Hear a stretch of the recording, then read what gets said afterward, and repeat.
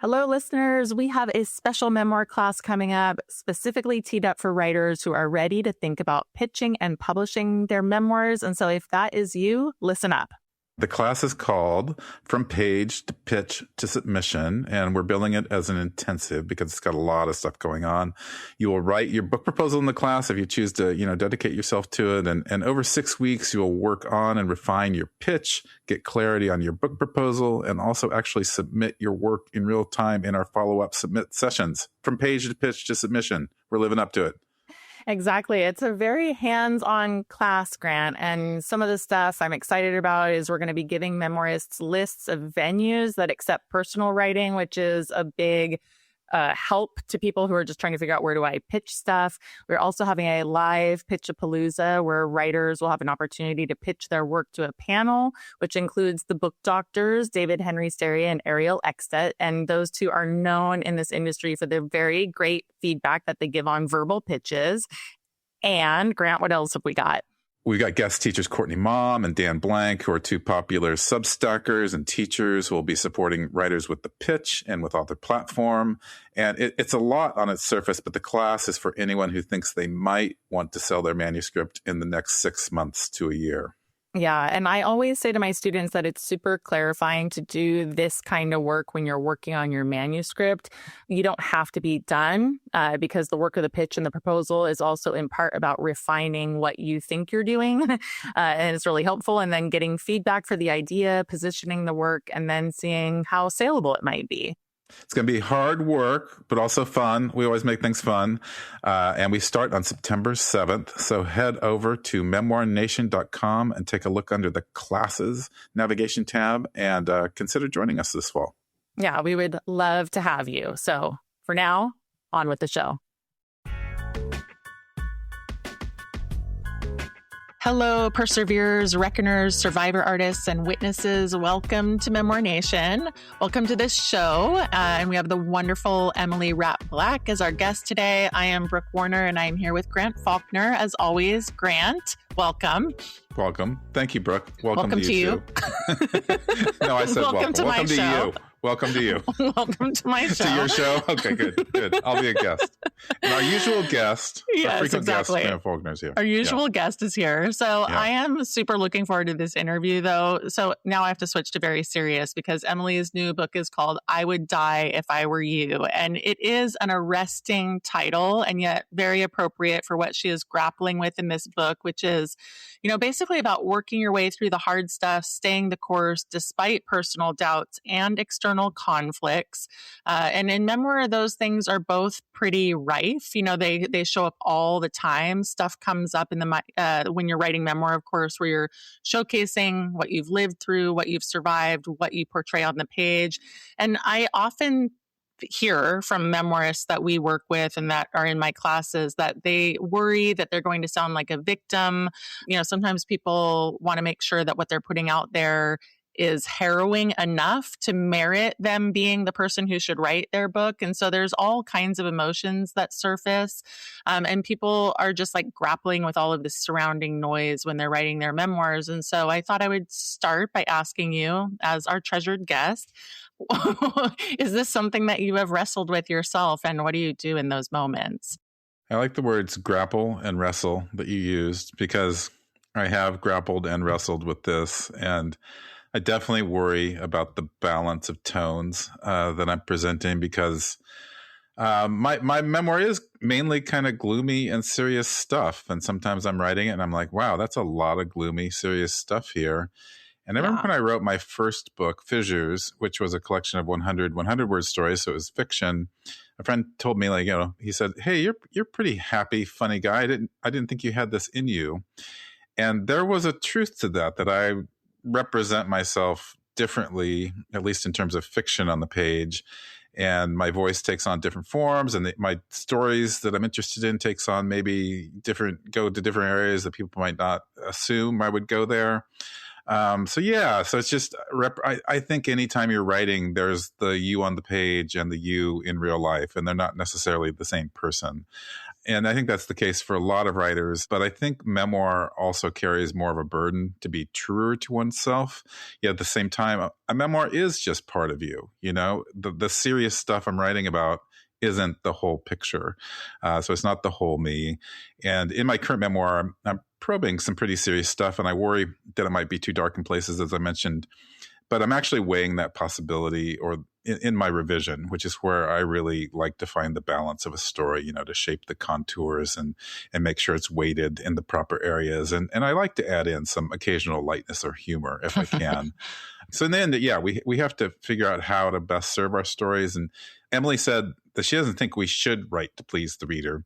And I thought that was really interesting. And I think there is a truth in that, but I don't like to not think of the reader. I write to serve my story, but I also write to guide readers through my story. So in that way, perhaps it is like a story at a dinner party. That's what I'm thinking, that there's a craft of performance in a well-told story.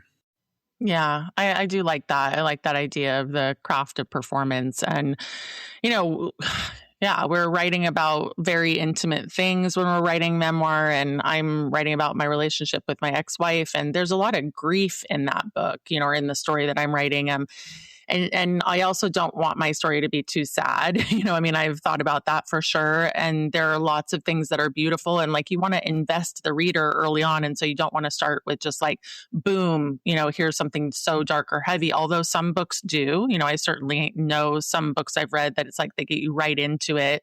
But mine is also a love story, and I really want to make sure that that's in there. And then there's a lot of trauma in the book, but the worst of the trauma is her trauma, not my trauma. And so I'm grappling with how to show that on the page, but actually that's part of the story, is how her trauma impacted me secondhand. But I'm also being so conscious of not co-opting her trauma, right? Understanding that hers was worse than anything I ever experienced. But the fallout for me was also very real and very central to our story. And one of the things that I'm interested in exploring with my own book is we, the people, who deal with the fallout of the trauma of people that we love, is part of my story.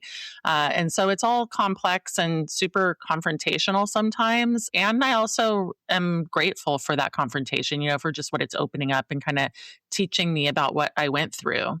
Mm-hmm. You have an interesting memoir challenge, I have to say, just as you were describing it like that.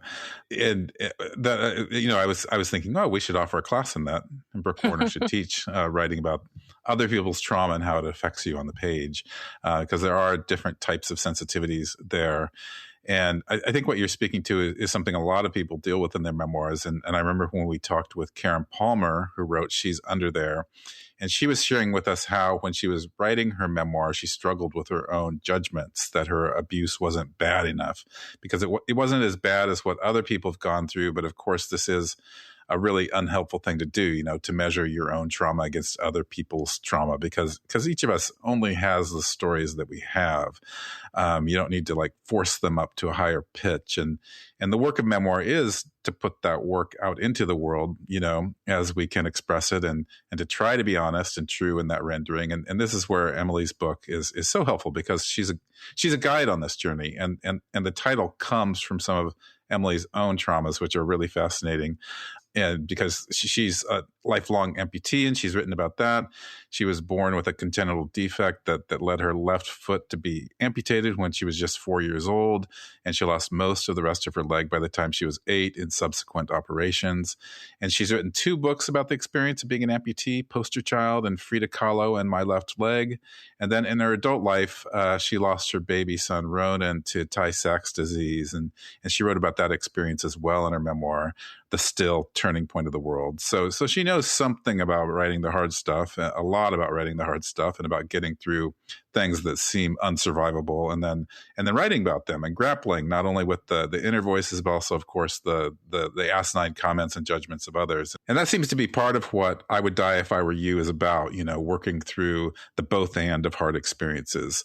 On her site, she has copy about this book that reads, "To be disabled is to be exiled. To have a terminal illness is to be isolated in one's time limitedness. To grieve is to be annihilated, and to live is inevitable. all of these together and at once form the core of the truth of being human, which is just such an interesting take right there.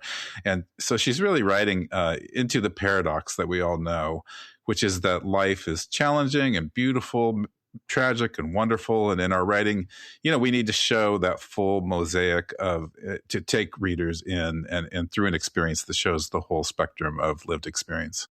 Yeah, and she does that so well. I mean, the book is an invitation. It's also got some very prescriptive parts to it.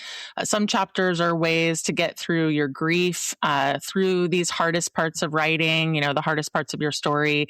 And then she also sees her readers. I mean, I really felt that in her writing in the sense that she acknowledges that so many of us do come to the page because of ruptures. In the chapter that's called "The Only Light is in the Telling," she writes, many people begin to write or create after a moment of rupture, which is often a traumatic one. And of course, we know that to be true with our writers. She shares so many beautiful passages like this other one: nobody was meant to bear these stories alone. And when we tell these stories, travel with them, we bear that light, share it, guard it, evoke it, keep and guard it like the treasure that it is. And I love that sentiment so much because it really does feel like she's there, like I said, with her readers on the journey, encouraging them, letting them know they're not alone. And I think even more importantly than that they're not bad or wrong to bear witness to grief and trauma. And that really is a central message of this book. So people are going to love it if they haven't read it already. Yeah, going hand in hand with that is a level of unapologeticness that I love about her in person and on the page. She writes, "My brain and my heart and my typing fingers will never stop making meaning of Ronan's life and death." And this is really a claiming of something that she experienced, that was central to her lived experience. And no one can tell her that there's some sort of limit or cap to how much she can write about it. And I think when I was remembering when we interviewed Danny Shapiro many years ago now, we talked about obsession and the kind of productive obsession that some memoirists experience where they write about the same topic, but through different lenses, especially when they're writing in different time periods. In Danny's case, that is secrecy. And she had a major revelation when she wrote Inheritance that, she was obsessed with secrecy because her family had a secret and it was her. And in Emily's case, there's this loss and you never get over it, or there's the case of her disability, which she never gets to not confront. Yeah, exactly. You don't get to not have that there. And I also really appreciate how she pushes back on words that we culturally throw around, like brave, resilient. And she argues that those words function to other people, quote unquote, other. And they also let the rest of us off the hook from admitting that loss really comes for everyone. And she writes that trauma and tragedy are not badges of honor. We don't need to be grateful for them. I think that this is really important because, for me, as thinking about this, they're not rarefied experiences. And in memoir, if you're writing memoir, it's so much better for you as a writer if you're coming to the worst experiences that you've had with an understanding that everyone has had terrible experiences in some form, some people worse than others, of course, but your hardest moments don't need to be the things that set you apart. Instead, I think they need to be the foundation of connection. And that's an orientation shift sometimes for certain writers. Emily does write that going to the difficult places is precisely the point of art. So if this is the point of memoir, then you just keep coming back to it, keep forging ahead. And most people find that they don't have a choice. And I certainly am in that boat myself. I was thinking back to when I interviewed Mary Karr on stage years ago, almost, I think 10 years ago now. But her, so many things that she said that night stick with me. And she joked that memoirists should quit if they can. But the reason that it was a joke, right, it is very merry. The reason it was a joke in the first place is because most people can't. Even if it takes years and years, there is something like a steady hand that emerges when you decide that you want to do this thing, and it doesn't leave. It becomes a presence. And I definitely feel it with my own book. That steady hand is always going to be there until I finish and publish the book. And so I'm not even saying it's an unpleasant feeling for me. Maybe it is for some people, but for me, it's just this knowing that this is a thing that I need to do. And until I do it, I'm going to keep feeling that knowing. And I don't want to still be sitting with that in 10 years, which is, part of the motivation. Yeah, it's interesting since we've had sort of similar trajectories with our books, and I've certainly struggled at times to, I think, truly believe that my story matters, in the way that I've believed other stories in the past. Yet I feel really similarly, especially recently, and every once in a while, I'll just feel that urgency to complete the book, literally in case I die or something else happens. I just want it to be done. I have that sense of a deadline, and but it's a good thing, to realize that level of importance and to keep that in the forefront of your vision. And, I need to make more time for my book because, the book is a type of, it's creature kind of, it's a being and it's calling out to be made, and not to be too mystical about it. But some stories just do call us so much more than others, even if they do end up in our desk drawer for a couple years. We still need to listen to those stories and take action on them. Yeah, I love the idea if it's a creature and it's, like in your desk drawer. It's like a nice creature, hopefully. Not an evil creature, not a monster. Depending on the day. Yeah. But yeah, I mean, and that is going to require writing into the hardest things. It's what we're talking about today. It takes time. Maybe you want to get Emily's book because it is quite a good guide for the journey. As you said, Grant, she's been there. She has so many words of wisdom. And so I am very much looking forward to the post-musical break when we connect with Emily about what it actually looks like and feels like to write toward the hardest things. We'll be right back.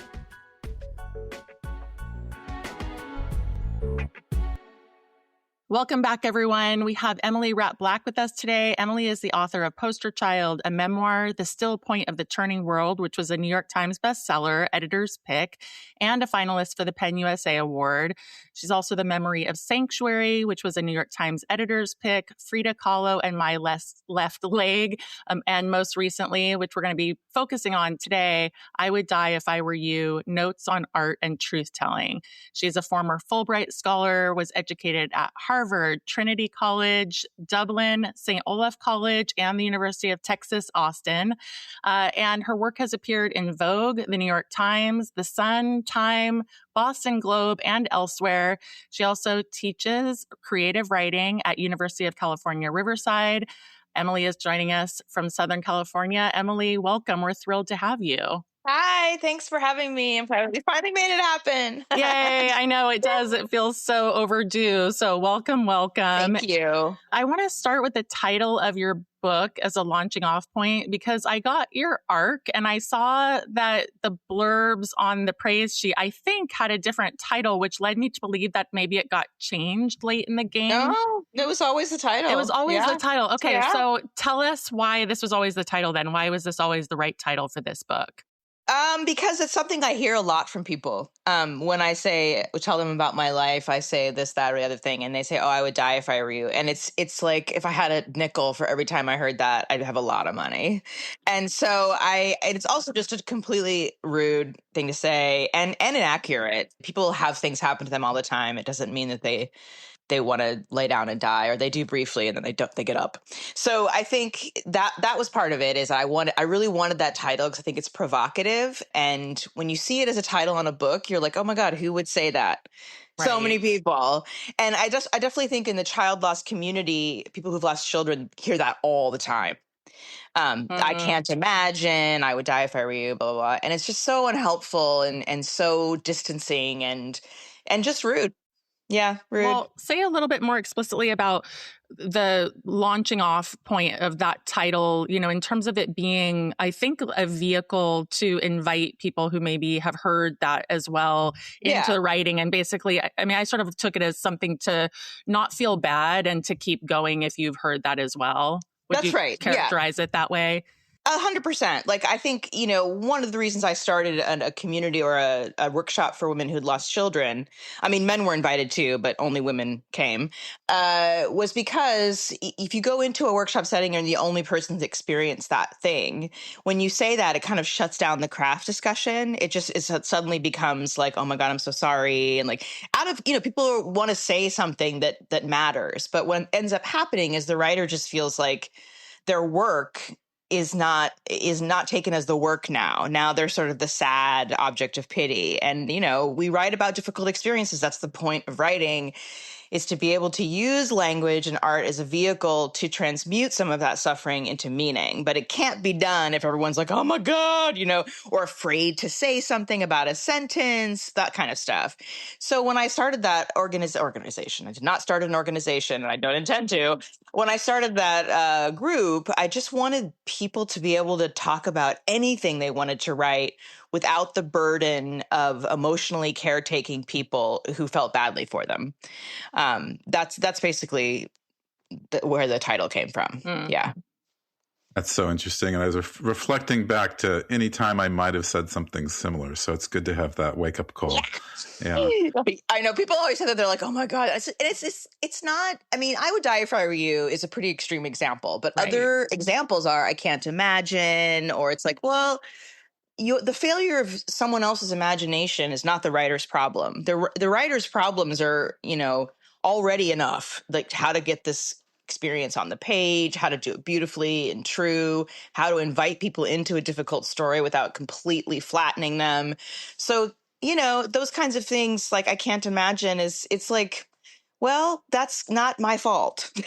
Like, you know what I mean? Like, if you're going to be a writer and a reader, you need to be able to imagine things that aren't just about bunnies and rainbows. And I think at the time when I was writing Still Point, which is sort of that book about grief and child loss, I did feel that Memoir had kind of tipped into this area of life advice or, happy endings. And I really resist that. I think I resist it in everything I write, because I don't think that a happy ending can ever just be purely happy, because it wouldn't be happy if it didn't have a little bit of blood in it. So I think that's also a gesture to that fact, I think, of living and of art itself.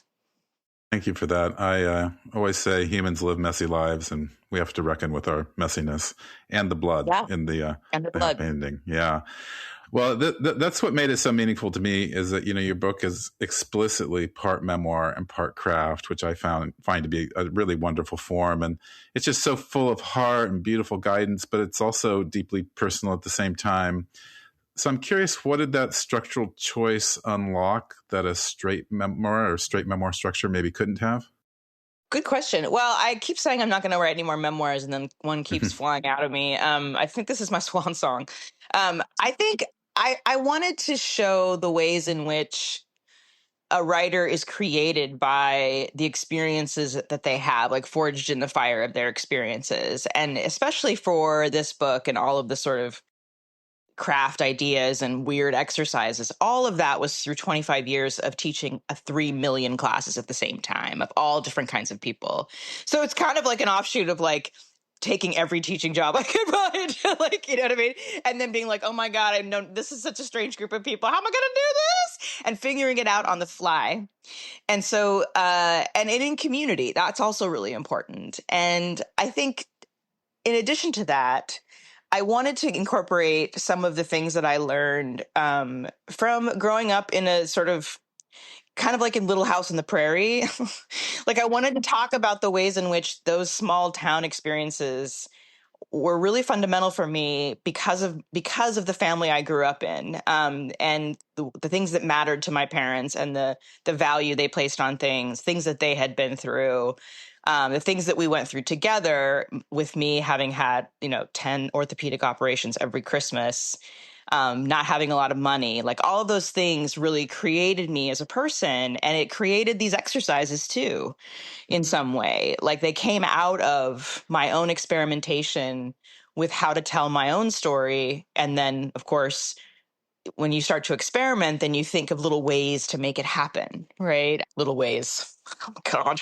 Anyway, the point is, I think it's fun for me, I've always been interested in writers, like how writers get created as writers, or what's the creation story of a writer, and what we can learn from that about how to write our own creation stories and use our own minds to come up with prompts. Like, instead of waiting for someone to give you one, like finding one on your own, or using, like, so I have some students using the up in the air exercise. Like my brother used it and he's like a corporate executive. And I was like, really?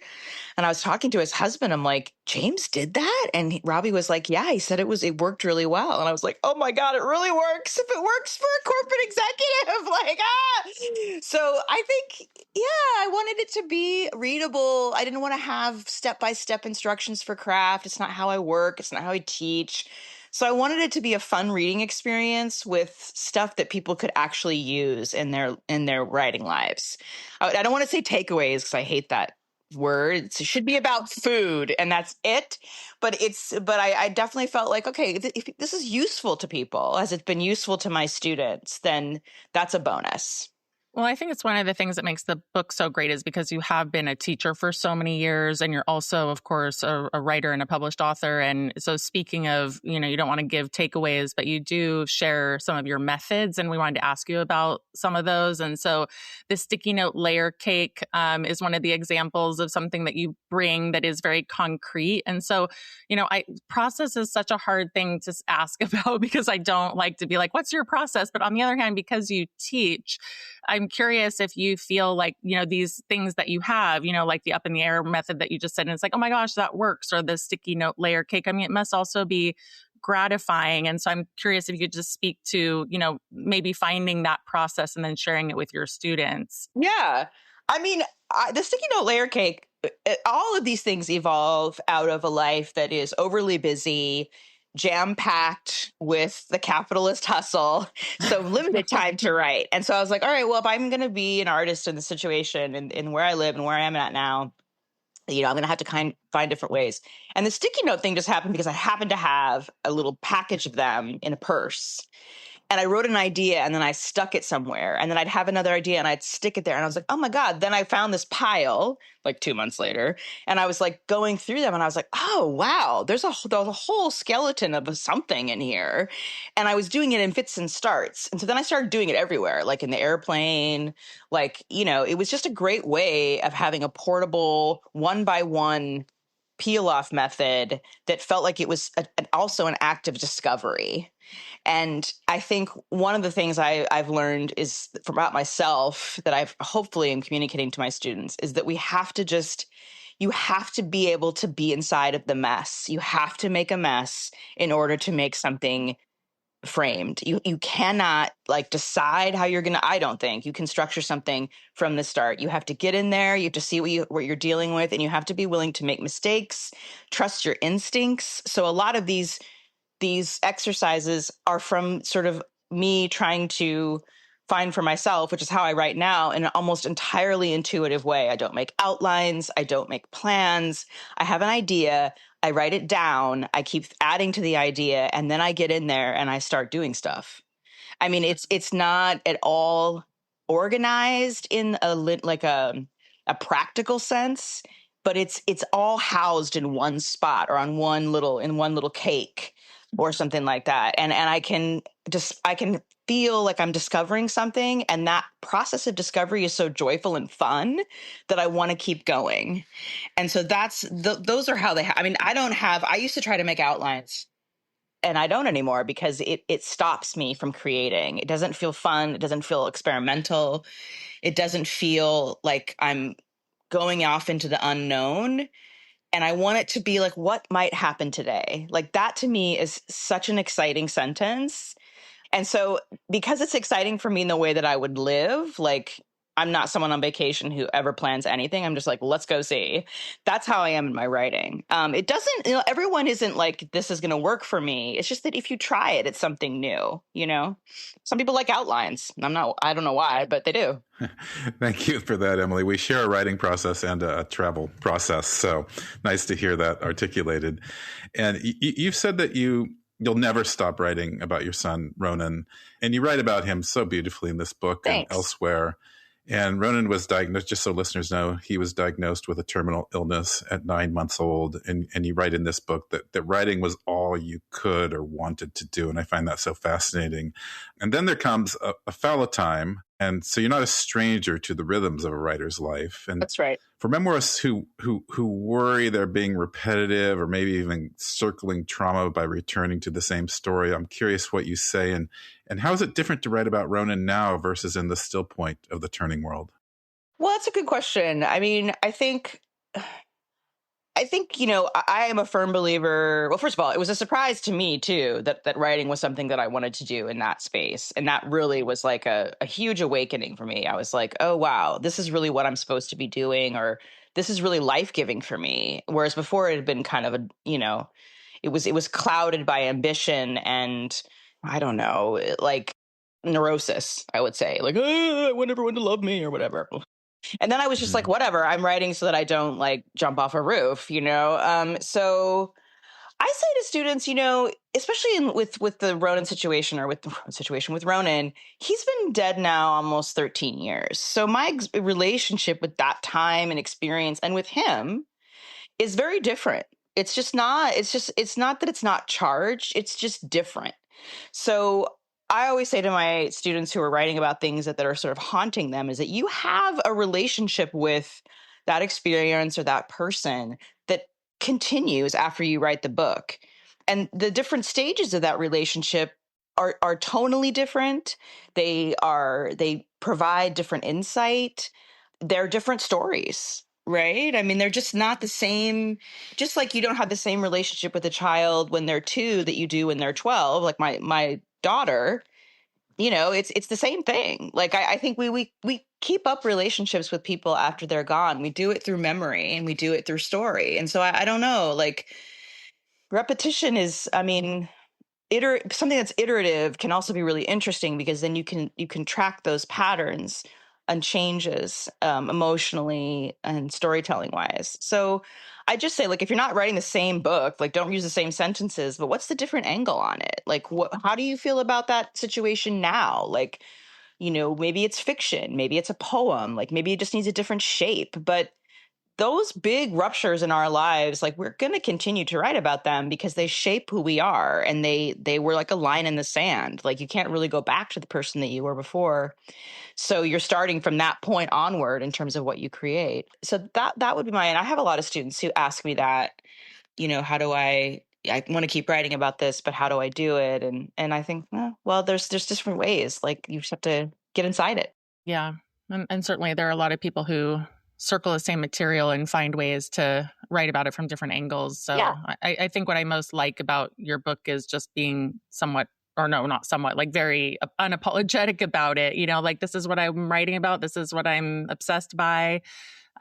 So I do want to ask you about the concept of betweenity, and you credit playwright and Fulbright scholar Sarah Woods for that. But you do write about it as this in-between space. And this is a quote from your book where you say, we're caught between the old and the new, the marked historical transitions of the world, the state of and also.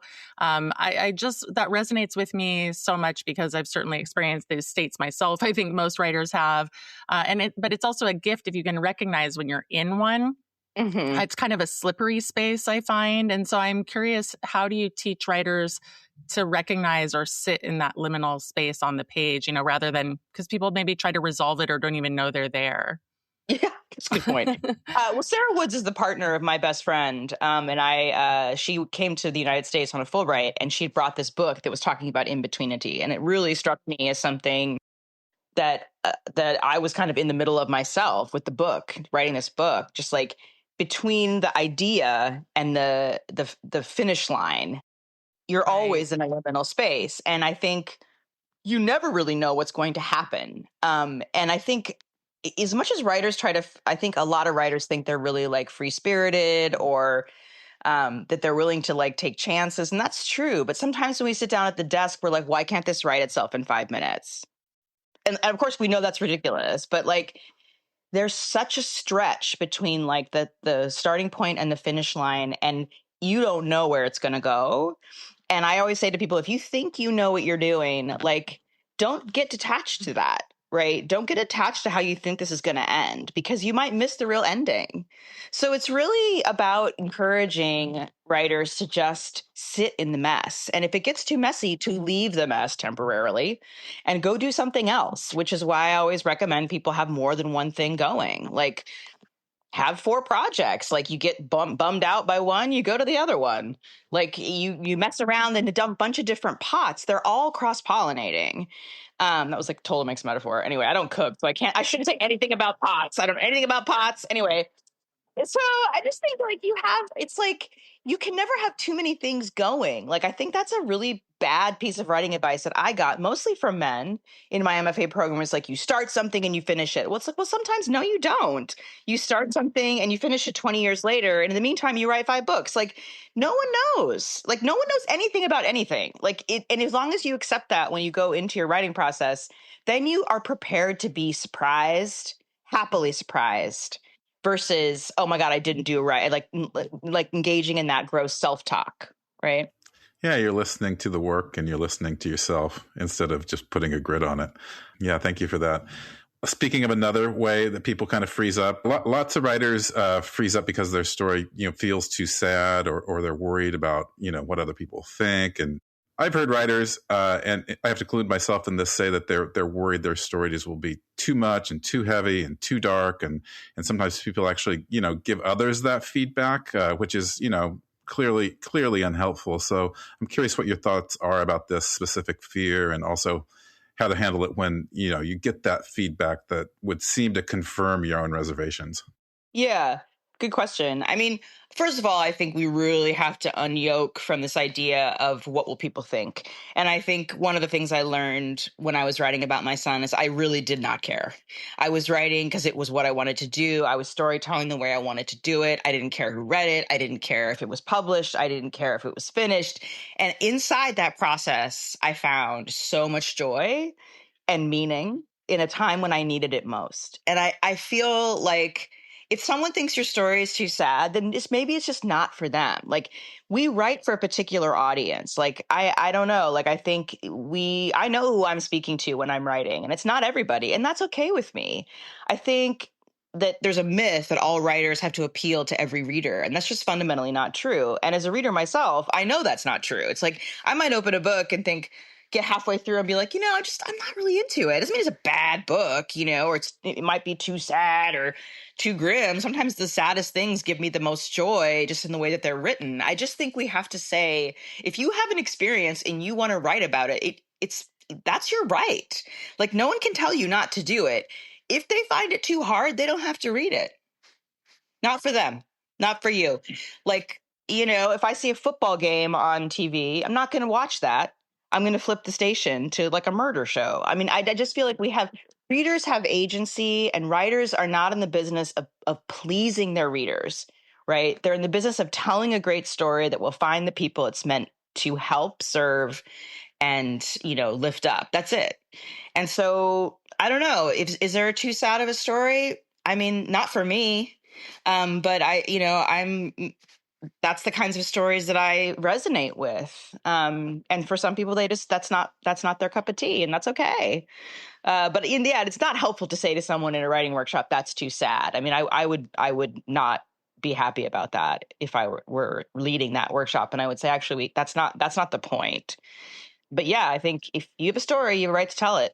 Yeah, my sense is most people put that judgment upon themselves. I mean, we see that in our classes, that it's like they're worried about it, but I am just like you. I'm like, well, that's the book for me. I mean, those are the books that I'm seeking out and almost always reading. So it's so good to remember that, yeah, you're not all things to all people, which sort of leads me to ask you about craft school, because you guys, Gina Frangello and Janine Ouellette, are doing craft school, and lots of our students actually are doing it. So we have some cross-pollination there, which is really fun. I noticed that you dedicate the book in part to Gina. There's a list of people, but I saw her recently, and we were talking about the synergies of our listeners and your fans. So tell us a little bit more about craft school for people who don't know it, or what you guys are doing, so that they can maybe take a class. Like, what's it all about? Yeah. So Gina and I and Janine were thinking we wanted to create a literary community that wasn't workshop based, like from teacher to student, but was more like about community building. So I Would Die If I Were You has a lot of examples of how art and community really is where it's at. When we can be together, when we can think and read and talk together, it sounds cheesy, but it actually is completely amazing. And so we wanted to create that on an online platform that would be would go for as long as we want it to go, and would have close reads, like very craft focused. Like we have a close read every month. This month it's Flannery O'Connor's Good Country People, and we talk about it. We do writing exercises related to it. We're talking a lot about ableism in literature, a lot about disability erasure, non-normative bodies. How are those conveyed on the page? Who has the right to tell those stories? Blah, blah. We have writers coming to visit talking about like their path to the first book, or how they're speaking, for example, Edgar Gomez speaking to queer communities in his memoirs. We have visual artists coming in to talk about how art is a portal for narrative. We have breathwork practitioners, yoga practitioners. So the whole idea is that it's vigorous, or rigorous rather, in craft, but very supportive in terms of the writer's life. Yeah. Oh, so interesting. Yeah, I mean, that's what we're talking about, just how complementary it is. I mean, and you guys also are doing a lot of work with novelists. And so, I just want to recommend that people go check out what you all are doing. So it's really fun. Yeah, it's really fun. It's like, I mean, I knew it was going to be fun, but it's more fun than I thought it would be, because people are it's a really supportive community, and people are really reading. That's so great. People are like, nobody reads. Like I was at a store yesterday and the woman was like, well, I don't know how you're going to have a job because nobody reads. I'm like, oh my God, thanks for the dress, I mean, but these people in craft school are deeply reading, and they are trying to create in their own lives in a way that gives them meaning, purpose, and joy through all kinds of things. It's really amazing. There were 4 million books published last year, by the way. Thank you. You know what? I'm going to go back to Boca Raton or wherever I got my beach resort wear and be like, listen, Mimi, I heard this today too. Never one cheater of data points. Right. Well, we want to leave our listeners with something tangible and motivational and inspiring to do after this episode. So if someone can take only one exercise or one idea from your new book and implement it into their next writing session, what would you recommend? Just one? Just kidding. I would say the up in the air is, because it works now. I know it works with people who aren't necessarily like works for corporate people. I know. And like my brother's also a very creative guy, but he's been in corporate America for almost 30 years. And he can make PowerPoints and all those things that mystify me. So basically that is, you take an essay, usually 5 pages in length or shorter, and you cut it into paragraphs. Then you pretend you're a Vegas dealer. You throw it up in the air, turn it over, take a screenshot, and you do it 3 times, shuffling in between each one. And what happens is you end up finding different ways to start to finish. You find different little portals where you may have missed something. You might find another essay in there. It frees you up from the structure. It's like breaking the vase in order to put it back together, except you're not breaking anything. You're just throwing things up in the air. And it's ridiculous. Like, to throw something up in the air is silly. It's like playful. And then to see what you get is kind of like encountering your brain in different spaces of creation. And then usually what happens, and I've taught this on Zoom, which is really fun to watch people's expressions when they're like, what am I doing? They're like, oh, I know this is my ending. Like, it taps into their intuition, where they don't have to wait for someone to say, oh, this is your first line. If you do this exercise, a lot of times students have come back and be like, I found my first line. It was on page 4 at the bottom. But it ended up in one of my throws. It ended up at the beginning, and I was like, oh, and it unlocked. I just knew. I didn't have to ask anybody. I just knew that was the right beginning. So great. Perspective shift. Yeah, exactly. Yeah. Break to bend or whatever. Nice. Thank you, Emily. I really appreciate it. It's great to have you on. Thank you. And, we also have a panel coming up in October, so we'll put that out to people so that When is that? I have to ask you what that is. I'm like, oh my God, when is that?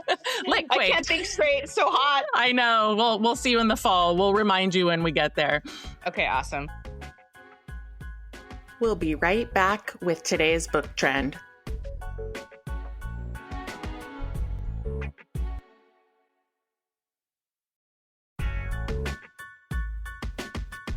everyone. So this is an All Things Memoir, which is an offshoot of our Memoir Nation podcast, where we cover stories that are of interest in the world of memoir. And we're doubling up on this story for both All Things Memoir and for our book trend, because this story is something we really want to get out in a broader way. So Grant, I texted you about doing a little bit of coverage on the book Memoir, Careless People by Sarah Wynne Williams, because in late May, early June, Sarah was barred from speaking at an event where she was scheduled to be on a panel at the Hay Festival in Wales. And what happened there and in the aftermath, in my opinion, is so extraordinary that I wanted to make sure our listeners know about it. So we're going to talk about it here, and we're also going to talk about it in the show. So basically, All Things Memoir and Trend, let's do it. This is quite a story, complete with a major backfire. And for people who haven't heard of Careless People, it's a memoir, but it's also an expose. And I did a little research into it, and the title is absolutely perfect because it comes from The Great Gatsby, when Nick Carraway, the narrator, calls Tom Buchanan and Daisy careless people because they're so rich and privileged that they can be careless, they can treat others like playthings, and then they literally get away with murder. And I think that applies in the case of Facebook. In this case, the careless people are at Facebook. Sarah worked for Facebook from 2011 to 2017. She was director of global public policy there. But she was fired after she complained about her boss, Joel Kaplan, for sexual harassment.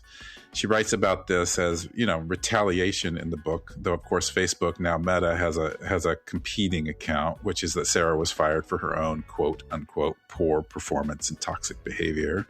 The hardcover came out in March 2025. The paperback isn't even out yet, but it's scheduled for release date in January of 2027.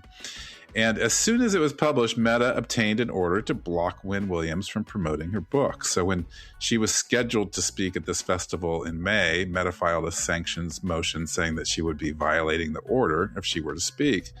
So she went anyway. Kudos to her. She went on stage and she did not speak, nod, or do anything the entire time. She just sat there, and at the end of the event, she got a standing ovation. I love this. I really love this. And so she also sold a lot of books. And this is the part that I kind of find extraordinary, because I wanted to share a personal anecdote, because I, of course, heard about this story, the book, when it first came out. I had purchased Careless People as an audiobook last year. I had started to listen to it. And then not for any particular reason, honestly, I just stopped, as one does sometimes. I think I was 3 chapters in and it wasn't at all bad, but part of me was like, why do I want to read this account of Facebook and how shitty these people are? I already know how shitty these people are. And so I just kind of let it linger there in my, audio account. But then I heard about this order, which amounts to a gag order and censorship and canceling all bundled up into one. And it prompted me to go back and start listening. So take that, right? And I finished the book just a few days ago. And Grant, I've just been reeling because it is so damning. And now I just really want to evangelize it to everyone and have everyone go read it so that everyone can see just how bad it really is. Yeah, there are so many things to say here because the act of censorship is obviously very profound. And I know that this silencing mirrors some of the behaviors Wynne Williams, accuses Facebook of in her book. So that tracks, even as Meta is accusing her of being toxic, which of course you can see through that strategy. Kind of reminds me of a certain world leader we know who accuses everyone else of his own bad behaviors and then sues them. So Brooke, I know you picked the book back up in response to this story, and then in the weeks immediately after Careless People, it sold 140,000 books just across the UK alone. And you mentioned to me that you checked BookScan, and again, there was a big spike in sales in the aftermath of the event. And the book has been, pretty consistent, had been consistently selling about 300 to 400 copies a week, very modest sales, but then it spiked to 800 and 1,700 in the weeks following this event. And I love that success. And, and that's just the hardcover. So that's not accounting for audiobooks and ebook sales. Yeah, exactly. And the spike in sales is really sweet payback, because Mark Zuckerberg and Facebook think that they can just silence someone because they have the money and they're powerful, which is why I want people to read this book. I want to support Sarah, basically. It's also this classic story of trying to smother something, and then all you end up doing is bringing more attention to it. And before we came on, Grant, I just want to get this in there because you were like, this is just so indicative of people who think that they're above the rules. And you see that not only in Sarah's story, but also in how they're dealing with it since it came out. I love poetic justice, poetic irony. Watch out, all those old rules, hubris, they apply, I think. But I want to get into the book a little bit, and I was super interested in it because I have my own Facebook stories. I knew a Facebook executive who was one of the first hires, and when I was executive director at National Novel Writing Month, she basically advised me to grow at all costs, and she told me a lot of Facebook stories with this deep admiration that all growth is good. But Facebook grew in large part because of how their algorithm created divisiveness. That was by design. And Zuckerberg and Facebook in general, they call themselves a community, but they're not a community. They haven't really truly been a community because they're really a rapacious business. And I didn't want to build a rapacious business at NaNoWriMo. I wanted to build a community. So I just cringe when I hear Mark Zuckerberg call Facebook a community, and then when he doesn't do anything to truly nourish that community, because a community, like a garden, it takes tending. So I wasn't surprised when this book came out because, the fish rots from the head down, as they say. I am curious, though, Brooke, why you would say this book is worth reading. Why are we suggesting people read it? Because, like you said at the beginning, we kind of feel like we know how evil they are. But they're more evil. I know. When I finished the book, I was like, oh my God, the book was terrible. And my wife was like, it was terrible. And I was like, well, the content inside of it was terrible. The book is very well written. It's a great book with terrible content.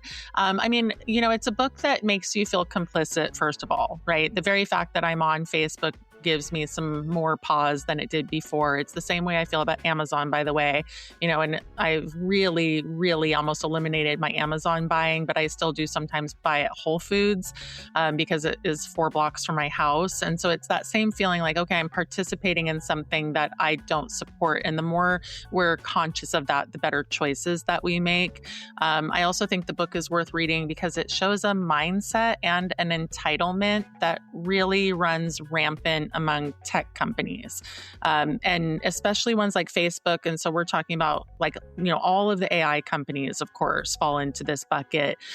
They're just so wealthy, so disconnected from the damage that they're doing in the world. You mentioned careless people and where that comes from, The Great Gatsby. And of course, it's very much that. But the whole premise of the book is they do not care. And so Sarah Wynne Williams is offering up these very damning things that Facebook did in their expansion at all costs, like you say. She dedicates a lot of time to showing how Facebook was growing in countries where they did not have anyone on the ground in those countries, didn't have proper translation tools, didn't know what was happening, but meanwhile knew that their platform was inciting riots and worse. And the worst story is Myanmar. And people surely know what happened there because it was in the news a lot at the time. But time passes and you forget. And so, rereading about what happened in Myanmar during that time is so upsetting. I can't even talk about it here, but people should read the book because American companies and American governments are responsible for rape, torture, murder, in foreign countries especially. But this goes from Facebook's expansion into Myanmar, and just all of the repercussions of what happened there. But it also is Elon Musk and Trump and what they single-handedly did in getting rid of USAID. I looked up estimates that say that 760,000 people have died in Africa as a result of this action in the 1 year since we pulled out. And that's kind of similar to what happened in Myanmar because of Facebook. It's a direct result. All this brutal, horrible stuff. It's very devastating. The numbers are too big and the places are too remote for us to be adequately enraged. But I think when you read a book like Careless People, you can see something like what I liked about it is that she made it much more personal, right? And so it's like you can have this profound disconnect, but then if you read the story and you just go like, oh my gosh, we're talking about humanity and just this quashing. And then she does write a lot about Mark Zuckerberg, Sheryl Sandberg, and then these other higher up leaders, Joel Kaplan and Elliot Scharge. So I don't know. I guess my feeling is if you're on Facebook, you need to read the book. It does make me not want to be there. But of course, I haven't deleted my account. But I had already been using the platform way less than I used to, in part because it is just infuriating. Yeah, it's super hard information to take in. And this is why, we want to spotlight this book. And as I mentioned earlier, Facebook is all about growth, or has been all about growth, not care for community. And they hide so many of their atrocities behind this idea that they're building a community and bringing people together. And I remember my personal story, another one, is that I remember the years right after Trump was first elected. And the people who were at the top of my feed day after day after day were consistently people who held opposite views than me. It was like we were roosters and they were tossing us in the bin to fight each other. And that was not by accident. They knew they could maximize engagement through conflict and divisiveness, just as they knew they could maximize growth by designing the platform around addiction. They consciously did that. That's actually in their records. So they're just like a tobacco company. Unfortunately, there's starting to be some class action lawsuits against them, just as there were with tobacco companies because of the harm they've done, especially to kids. We could have a bunch of different shows on that. So, as you said, Brooke, we're not advocating for getting off Facebook because we're both still on there. It's still a valuable tool to me. It can be a town square. And, honestly, I've had a lot of beautiful connections that have happened on the platform. I'm very grateful for that part of it. And I appreciate things about it. But I was surprised when you told me just how revealing information was in this book and that it hadn't got the attention when it landed, because I had actually forgotten about it when you mentioned it. It got some attention, but books like Liz Gilbert's book or Belle Burden's book, they've gotten much more attention in their memoirs than Sarah Wynne Williams. And yet this is the book that everyone really needs to read in terms of social consequences it shines light on. And you're right, Brooke, that if we were really able to reckon with our complicity in all of this, what would that look like? How would things be different if everyone who profoundly disagreed with Meta's way of being in the world just got off the platform, quit shopping at Amazon, all of that? That would be such a good speculative fiction book, how collective action could change the course of things. I still believe in that. I hope it happens. Yeah. I mean, I'd read that book. I could use some good utopian fiction right about now. Yeah. And it's hard because, here we are sitting here talking about this and yet we're not getting off Facebook. And it's like, it's challenging because you like you mentioned, I have so many connections there in this place of great visibility. But I also think it's important to finally note that Sarah Wynne Williams makes some pretty disturbing allegations about Sheryl Sandberg. Sandberg has not publicly commented on any of it, but there's no doubt in my mind that these accounts are true. It just she must have kept very detailed notes of her time, and the things are just very specific and very bizarre. Sheryl Sandberg basically at one point told one of her subordinates to go and spend as much money as she could on lingerie for herself and for Sandberg, and then there was this very uncomfortable sexually overt exchange about it, which Sarah was privy to. And so she shares that in the book. So there's just sexual inappropriateness, sexual harassment, the carelessness, the callousness, the getting ahead and growth, like you said, at the expense of other people's literal lives. And then just the absolute remove from humanity that would allow someone to behave this way in the first place. So all that stuff. That's why we wanted to do a longer segment today. Hopefully we are selling the book, in the same way that Sarah being silenced on stage sold the book. Yeah, definitely. And the book's so important because we need to understand this moment we're in, where our American corporations are doing so much harm, and the bar keeps getting raised for them to do more and more harm. And hopefully a book like this opens our eyes to it, and then hopefully we can begin to see a sea change somewhere, somehow. And I'm interested in comparisons to the past, and a lot of people have compared our current moment to 18th century France, which seems appropriate. That was when Louis XVI, or Louis XVI, and Marie Antoinette were both murdered by guillotine during the French Revolution. We haven't experienced that part yet, but this divide between the haves and the have-nots, getting bigger, and then the excesses of the royal court, where Marie Antoinette was spending lavishly while the people suffered. There's a part in Careless People where Mark Zuckerberg is buying up land in Hawaii and literally suing the native people who've owned it for generations to claim the rights of this land. Everyone should listen to Sarah Gu's memoir. We had her on to talk about issues like this. And this is just one such anecdote. And you have to wonder how he's still getting speaking gigs or even showing his face up in public at this point. Yeah, I will say that people do hate him, though. Like, I saw a recent Instagram reel where he was talking about raising his own cows and feeding them beer and macadamia nuts to fatten them up. And there were like more than 2,000 comments. And I scrolled through like hundreds of them, and there was not one positive comment, and some of them were bordering on murderous rage. So it's, he really does elicit something with his public image, which is similar to Bezos and all of these guys. But you know what? I don't think they care. I think they gave up caring a while ago because they're careless people. Yeah. Well, we hope you'll buy and read the book. And this wraps up this week's trend and wraps all things Memoir. And we will see you next time, everyone. So thanks for listening to Memoir Nation. Come visit our community at memoirnation.com.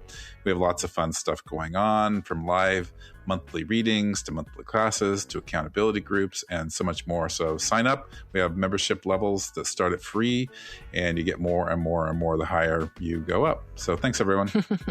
See you next time.